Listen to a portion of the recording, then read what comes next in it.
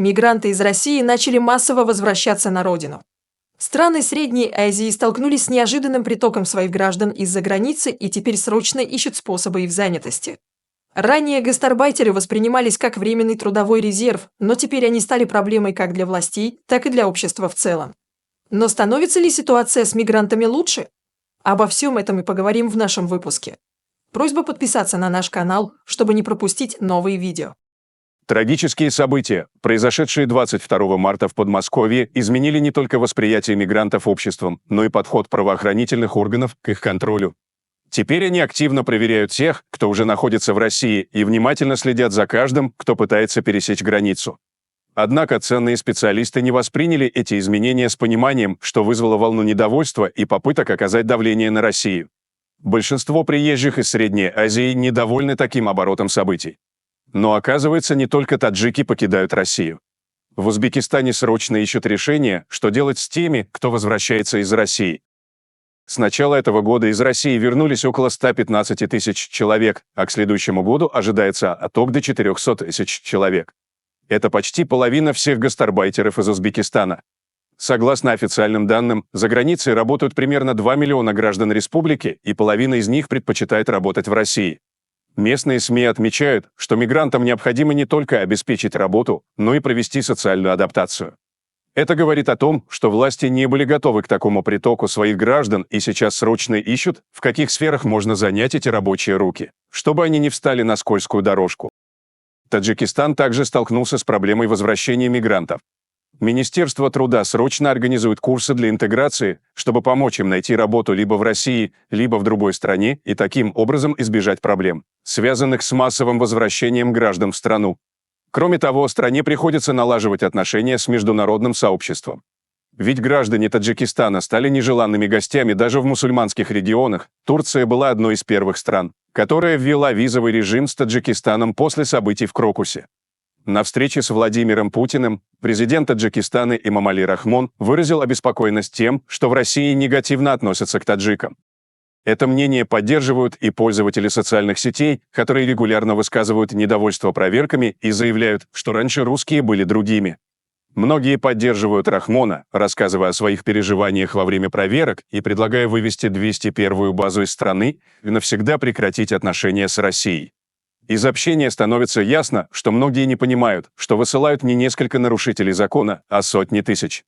И причина негативного отношения не в национализме русских, а в самих мигрантах, которые не хотят соблюдать законы России, пытаются навязать свои правила коренному населению.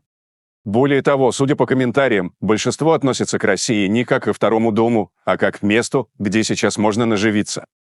Можно с уверенностью сказать, что гастарбайтеры, которых ранее воспринимали как временный трудовой резерв, теперь стали постоянным явлением и головной болью для властей и населения в целом.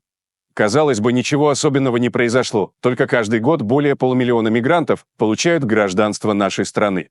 Кроме того, от 15 до 16 миллионов трудовых мигрантов получают разрешение на работу в России. Но вот сколько из них на самом деле работают – это вопрос. В итоге выяснилось, что не существует населенного пункта, будь то деревня, город или областной центр, и уж тем более города федерального значения, где бы ни проживали мигранты. Ситуация настолько обострилась, что теперь детские площадки заняты детьми мигрантов. В некоторых районах образовались своеобразные гетто, где живут, арендуют жилье и проводят время исключительно иностранцы. Ситуация с детьми мигрантов, как и с самими мигрантами, вызывает определенные проблемы. Здесь важно помнить, что мигранты воспитываются не в семьях коренных, а в собственной изолированной среде. Без учета вопросов генетики, они все равно воспитываются в рамках своих семей, приобретая примерно те же повадки и привычки, что и у родителей. Давайте рассмотрим этот вопрос более подробно. Мигрантов много, и они приезжают семьями. Поскольку мы уже давно не применяем политику ассимиляции и интеграции, этот процесс начинается самими мигрантами. Вкратце, если вы не можете интегрировать мигрантов в свою систему культурных норм и моделей поведения, они начнут вести себя так, как привыкли дома. В этом случае вы будете вынуждены привыкать и мириться с их стилем жизни. Поэтому, если с одной стороны вы пытаетесь защитить каждого таджика, а с другой стороны надеетесь, что он сам станет хорошим и выучит язык, вы совершаете два противоречивых действия. Те, кто рассчитывает на детей мигрантов, вероятно, ошибаются. И если это действительно так, то, возможно, придется пересмотреть всю миграционную политику, причем очень радикально, пока мигранты не заполнили всю страну. Известно, что если в школьном классе мигрантов более 20%, они начинают доминировать над остальными. Та же ситуация наблюдается в армии и других учреждениях. Если мигрантов в школе больше 50 или 60%, это уже не просто большинство, а подавляющее большинство, которое доминирует над всеми остальными за счет физической силы. Получается, что для чиновников, принимавших решение завести в страну десятки миллионов совершенно не похожих на нас людей, было сложно понять, что они склонны к агрессивному поведению. Недавно в Дании было проведено очень интересное исследование, которое вызвало большой резонанс. Сегодня Данией управляют социал-демократы, представители левого движения. Однако они начали публиковать информацию о преступности мигрантов, не скрывая их этической принадлежности. Результаты этого исследования оказались довольно предсказуемыми. Самый важный вывод, сделанный в результате исследования, полностью переворачивает наше представление об этой проблеме. Оказывается, что дети мигрантов совершают преступления насильственного характера в 2 раза чаще, чем их родители. Эти данные переворачивают все прежние представления.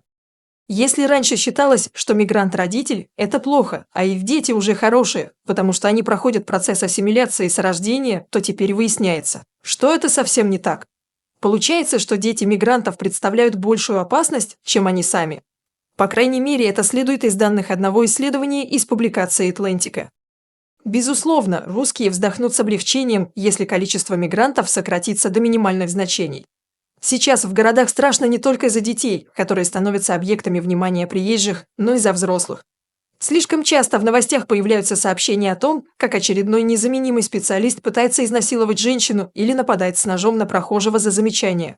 Страшно уже не только за детей, замечают те, кто столкнулся с беспределом приезжих. Самое важное, что ожидают люди от сокращения числа мигрантов в России, это безопасное существование. Несмотря на значительные цифры уехавших, граждане не замечают уменьшения количества мигрантов на улицах. Вероятно, это те, кто уже имеет паспорт с двуглавым орлом и не боятся проверок. Те, кто торопливо покинули страну, скорее всего, были нелегалами и нарушали закон. В этом случае ситуация кажется весьма серьезной, а текущие меры – недостаточными. Однако в России есть и те, кому будет грустно вспоминать о временах, когда мигранты приезжали из Средней Азии. Безусловно, уехавшие семьи иностранных специалистов испортят статистику рождаемости для региональных властей. Цифры уже не будут такими обнадеживающими, и придется взяться за работу, улучшая жизнь своих граждан, проводя образовательные мероприятия среди населения, чтобы люди решались на создание семей, где будет не 1-2, а минимум 3-4 ребенка. Ситуация на рынке труда также изменится. Вакансии, которые занимали трудолюбивые иностранные специалисты, начнут занимать местные жители. Например, в новых регионах этого очень желают оставшиеся без работы люди, сейчас с ужасом отмечающие, что у них на стройках открылся филиал Средней Азии. Однако они также хотят получать достойную зарплату за свою работу. Так что те, кто зарабатывал на найме иностранной рабочей силы, будут с грустью вспоминать прошлое и искать новые пути заработка. А что насчет всего этого думаете вы, уважаемые зрители? Делитесь своим мнением в комментариях и не забудьте подписаться на канал, если вы этого еще не сделали. Всем добра, всем пока!